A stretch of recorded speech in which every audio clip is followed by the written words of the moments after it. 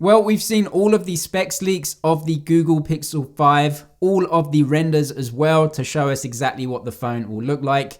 And now finally, we have the actual device to look at as well. Thanks to this hardware leak, we can see what the Pixel 5 is going to give us. And it looks like OnLeaks once more is absolutely spot on when it comes to showing us what handsets are going to look like. Definitely no prizes for anything unique or novel here. It's a very simple design and one that is replicated on pretty much most smartphones these days. So a hole punch for the selfie camera. That is absolutely fine by me. No big foreheads this time around. On the back, we can see confirmation of the back-mounted fingerprint sensor. From reading my comments, I would say a fair few of you actually really like this position. So you're in luck. You're going to be getting that in the Pixel 5 this year. For all of you saying that you'd prefer it under the screen, well, I guess bad luck for you guys. Google are sticking with the back-mounted fingerprint sensor as pretty much every other brand moves away from it, certainly in flagships and even mid-range phones.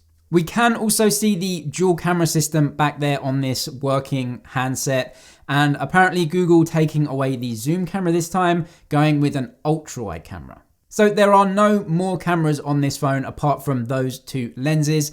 And really in the Android world these days, there's just so much competition, especially all the Chinese brands, even Samsung as well, with mid-range phones, upper end phones. You're looking at 3 or 4 lenses at least. Google not going that route though, just sticking with 2 lenses. That's fine by me because they're both really great. But to be honest, considering that they did have a telephoto in there last year and they're adding an ultra wide this year, it seems a little bit strange why they didn't just add 3 lenses, keep the telephoto and add an additional ultra wide. That would actually just make things better for everyone.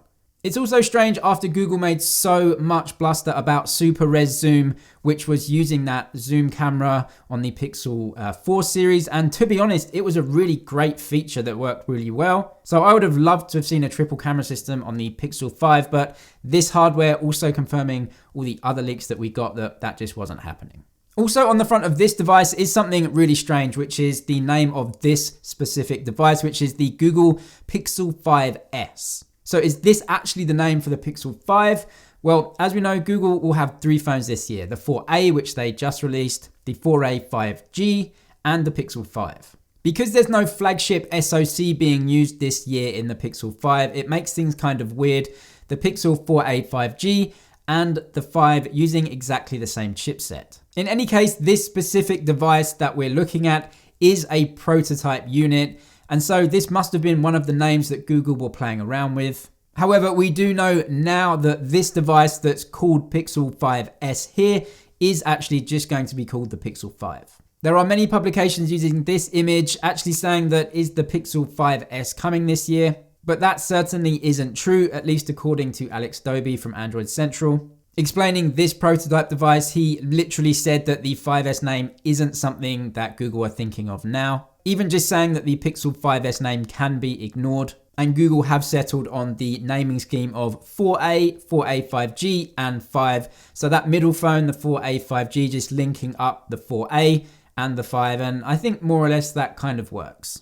There are also some updated leaks when it comes to the price of the Pixel 5. I covered some leaks a while back saying that the Pixel 5 may be priced at about $699 in the US. New leaks saying that it will come at around $649. So $50 difference, definitely every little helps. I actually really do like the Pixel 5, the way it looks, and the camera's gonna be great.